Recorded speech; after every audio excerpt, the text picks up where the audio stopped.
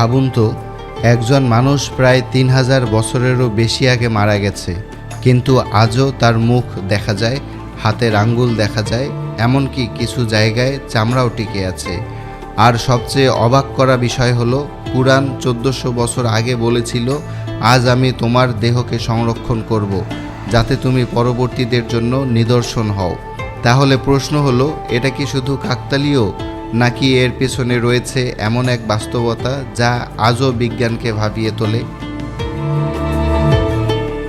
প্রাচীন মিশরের রাজাদের বলা হতো ফিরাউন। তাদের বিশ্বাস ছিল মৃত্যুর পরও আত্মার যাত্রা চলতে থাকে, তাই দেহকে যতটা সম্ভব অক্ষত রাখতে হবে।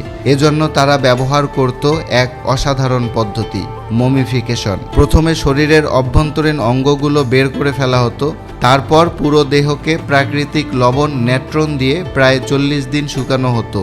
এরপর সুগন্ধি তেল, রেজিন এবং বহু স্তরের লিনেন কাপড়ে জড়িয়ে বিশেষ সমাধিতে রাখা হতো। এই প্রক্রিয়ায় দেহের আর্দ্রতা কমে যায়, ব্যাকটেরিয়ার বৃদ্ধি থেমে যায়, আর পচন অনেক ধীর হয়ে পড়ে। তাই হাজার হাজার বছর পরও অনেক মমি আশ্চর্যজনকভাবে সংরক্ষিত রয়েছে। কিন্তু এখানেই শেষ নয়। কুরআনের সূরা ইউনুসের 92 নম্বর আয়াতে বলা হয়েছে, আজ আমি তোমার দেহকে সংরক্ষণ করব, যাতে তুমি পরবর্তীদের জন্য নিদর্শন হয়ে থাকো।